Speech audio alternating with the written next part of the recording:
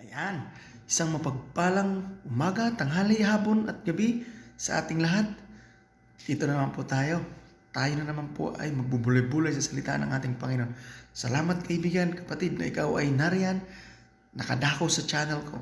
Alam kong hindi aksidente na ikaw ay napunta dyan, napadpad dyan, at nakinig at nanood dahil yan ay plano ng Diyos upang malaman mo paunti-unti ang salita ng ating Panginoon at magbibigay ito ng encourage sa ating buhay at mas lalo tayong lumalakas sa ating pananampalataya at matututunan natin ito at maibahagi din natin ito sa ating mga mahal sa buhay. Amen?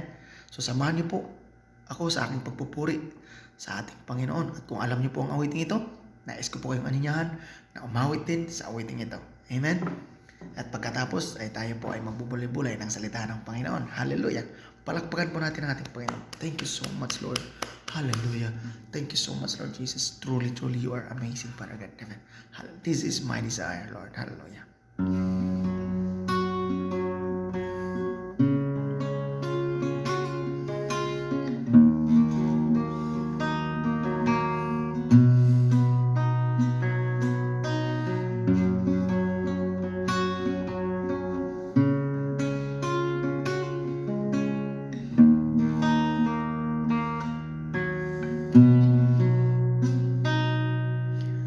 This is my desire to honor you, Lord, with all my heart. I worship you.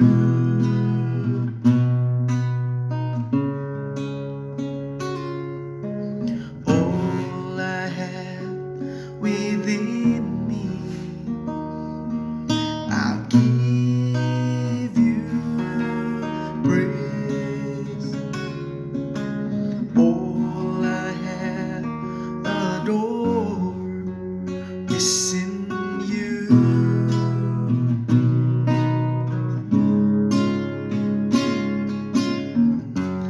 Lord, I'll give you my heart, I'll give you my soul. I'll live for you alone. Every breath that I take, every moment I'm away. Lord, have your ways in me. Lord, I'll give you my heart, give you my soul. Live for you alone.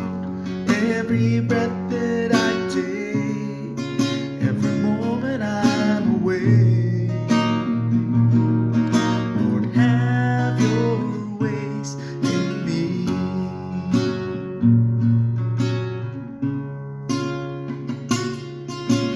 This is my desire to honor you, Lord, with all my heart. I worship you.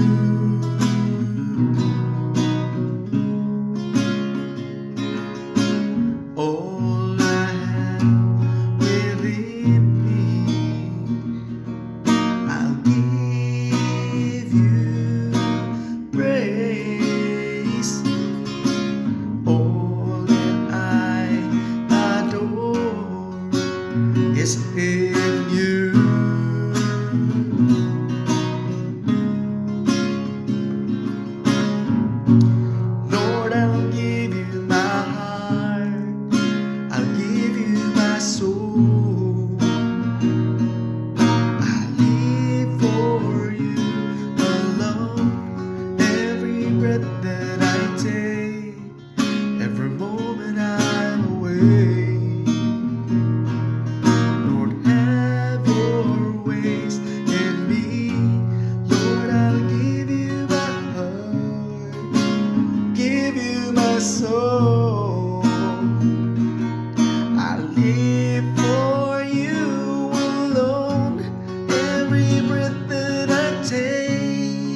every moment I'm away. Lord, have your ways in me. Lord, I'll give you my heart, give you my soul.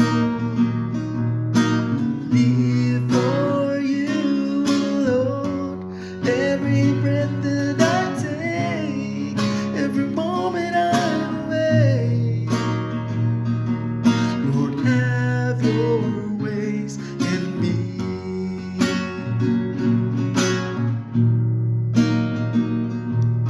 Lord, have your ways in me.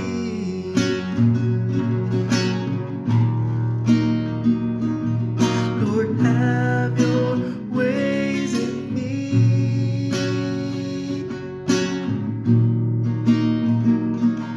Lord, have your ways in me.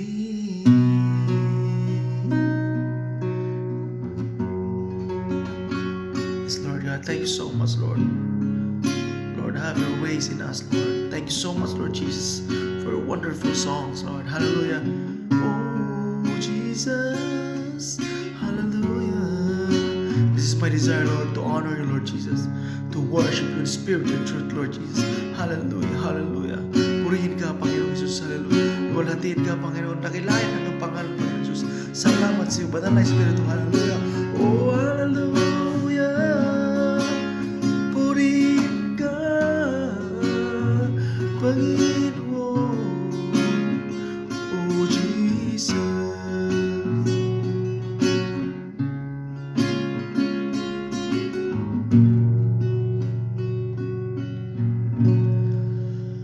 Lord, salamat po, Panginoon, sa oras na ito na ibinigay mo muli sa aming mga buhay, Panginoon.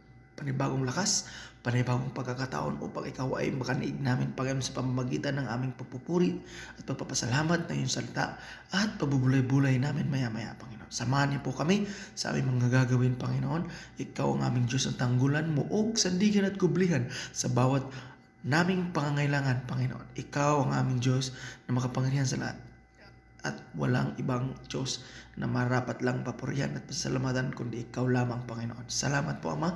Salamat sa iyong anak na ipinadala mo sa mundong ito upang ligtas ang aming mga kasalanan, Panginoon. Salamat sa iyong Banal na Espiritu upang ipaalala sa amin ang lahat ng ginawa ng aming Panginoong Hesus. Salamat po, Panginoon. Tunay nga kayong dakila at kamangha-mangha. Hindi namin kayang arukin ang iyong kapangyarihan, ang iyong kabutihan, ang iyong pag-ibig, Panginoon, sa aming mga buhay. Salamat po. Samahan niyo po kami sa aming pagbubulay-bulay ng iyong mga salita. Naway may matutunan po kami, gamitin mo lang po akong instrumento, Panginoon, upang maipahayag ang iyong salita ng may katotohanan, Panginoon.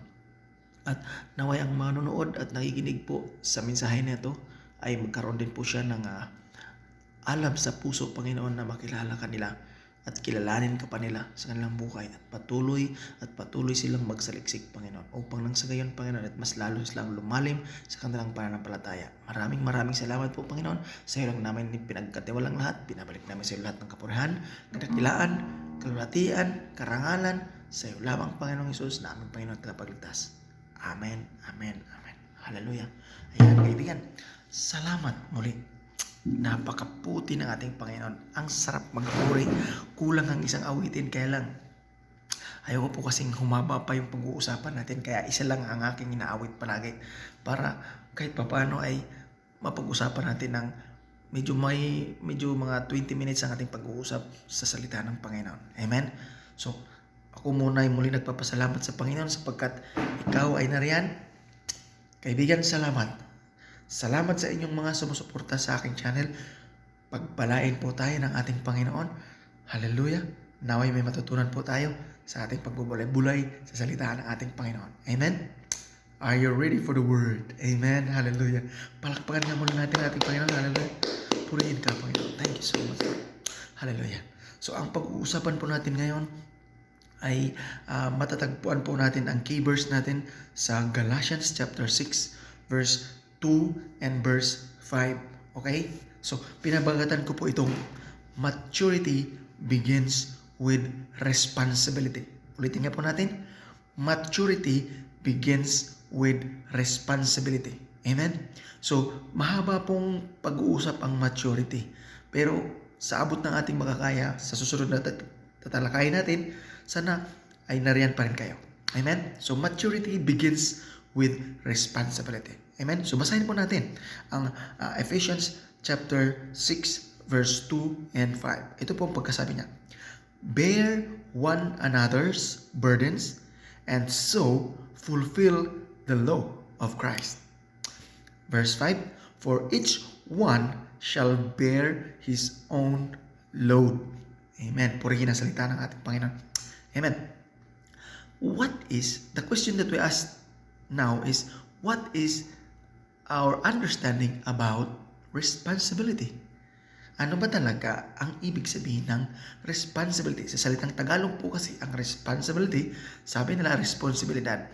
Amen? Pero ito po ang ibig sabihin niyan. Ang responsibility po ay pananagutan.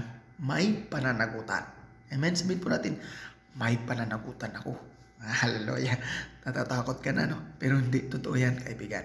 Ano man ang ginagawa natin sa buhay, lahat yan ay kailangan ng responsibility natin. Amen? But according to the Bible, responsibility ay kakaiba.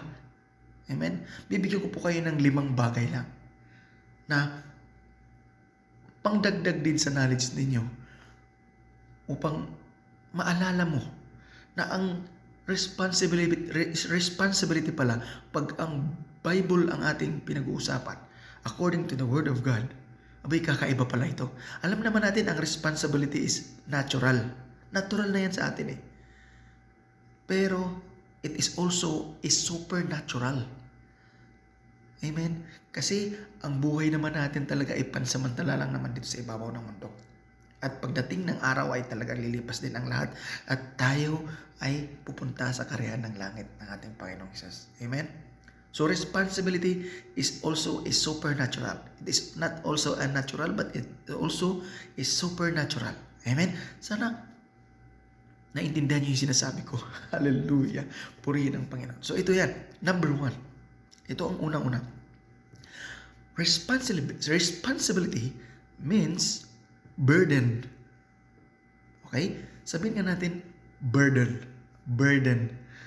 Alam niyo po, kung burden ka na sa buhay, hindi yun true burden. Totoong burden, baka false burden yan. Baka may nagkwento lang sa'yo ng mabigat na sitwasyon. Pero baka hindi nga totoong burden yan. Pero ang Bible po ay nagsasabi ng burden. Ito po ang sinasabi niya sa binasa natin kanina. Bear one another's burdens. Di ba? So, responsibility means burden or load or weight. Weight tayong timbang. Parang load kasi parang bigat. Di ba? Sa burden. So, kailangan maunawaan po natin na ang Biblia ay nagpapatukoy tungkol sa responsibility na kailangan mong dalhin yan. Pananagutan mo talaga yan. Amen? Sabi nga dun sa Numbers chapter 11 verse 17, sabi niya, then I will come down and talk with you there. I will take off the spirit that is upon you, and I will put the same upon them, and they shall bear the burden of the people with you. So responsibility is bearing burden people. Amen? Hallelujah. Alam nyo, tinuturuan din po ako ng salitang ito na aking pinagbubulay-bulayan. Sabi ko, Lord, teach me more about responsibility. And this is the Lord that imparted to us. Ito yung sinasabi ng ating Panginoon na kailangan nating magtulungan ng mga pasanin ng bawat isa. That you may not bear it yourself alone.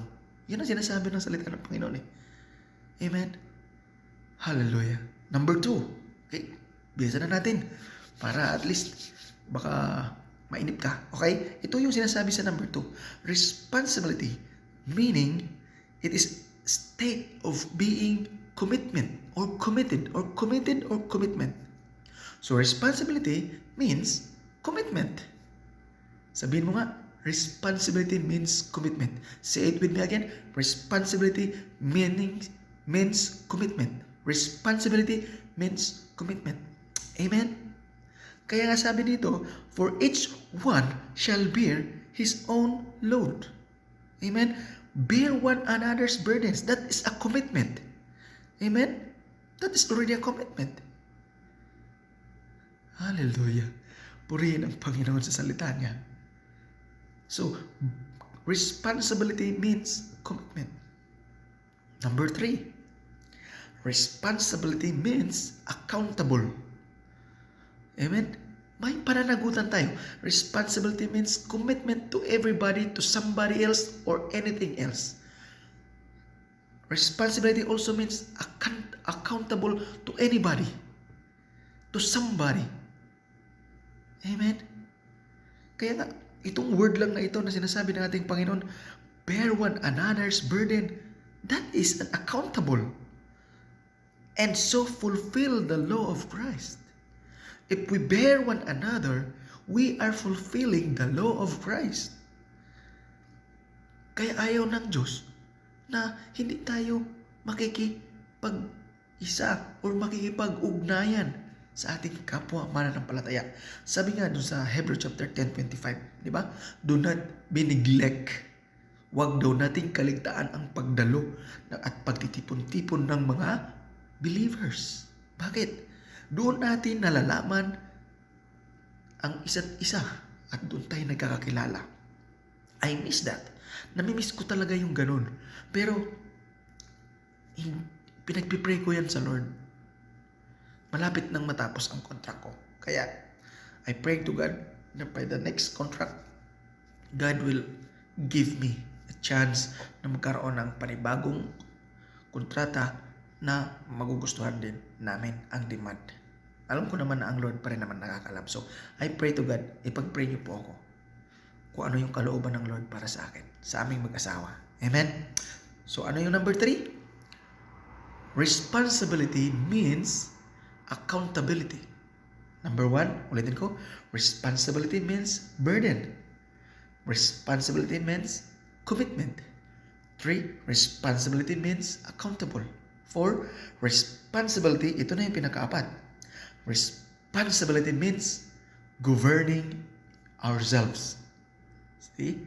Parang hindi katanggap-tanggap, no?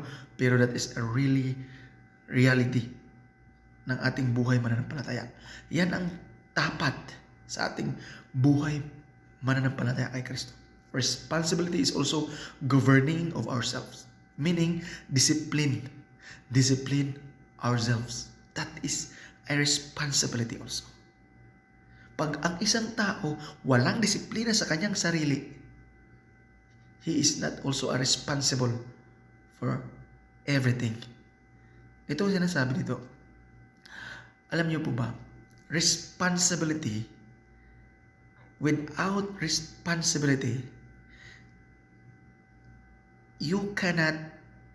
God will not entrust you anything. Say, nakuha niyo po ba? Until we become irresponsible, ito na lang, until we become irresponsible believers of Christ or follower of Christ, God will not trust us anything. Halimbawa na lang, sa kapirahan. Amen? Tinatamaan ako niyan. Sa pamilya, tinatamaan tayong lahat dyan. Sa trabaho, tinatamaan tayo dyan lahat.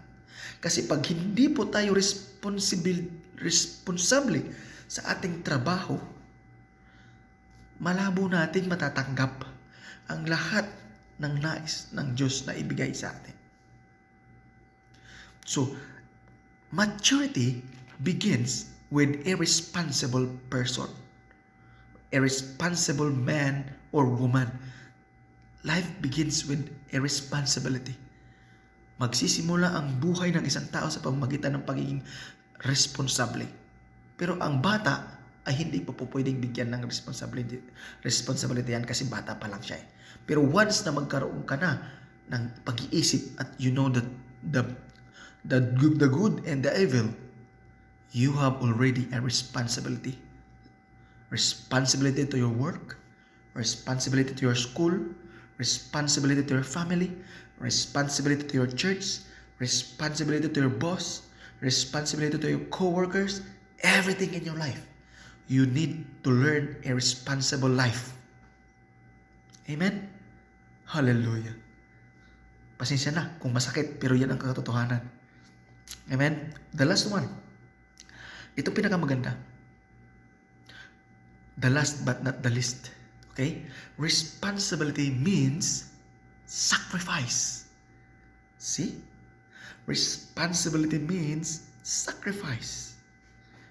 Responsibility means sacrifice. Bear one another's burden. It means sacrifice. Kaya nga ang ating Panginoong Hesus, di ba, nagsakripisyo sa cross ng Kalbaryo. Amen? Sabi nga yun sa John chapter 15 verse 13, ito babasahin po sa inyo. John chapter 15 verse 13 sa Tagalog. Walang pag-ibig na hihigit pa kaysa pag-ibig ng isang taong nag-aalay ng kanyang buhay para sa kanyang mga kaibigan. Wow! Ang tindi ng pag-ibig ng ating Panginoon.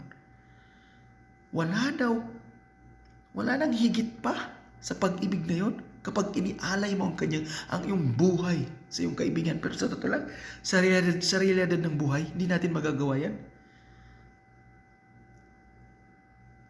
Sabihin man natin hindi totoo yan o totoo yan, pero talagang nahihirapan tayo. Kaya nga, tinuturuan tayo ng salita ng Panginoon. Being a responsible is also kaakibat ang sakripisyo. Ha? Di ba? Kailangan yan eh. Pagdating sa asawa, kailangan sacrifice yan. Pagdating sa anak, sacrifice yan. May mga tao, gustong magkapamilya, pero irresponsable sa kanilang pamilya. May mga tao, gustong magkatrabaho, binigyan ng trabaho ng Lord, pero irresponsable sa kanilang trabaho. Bakit?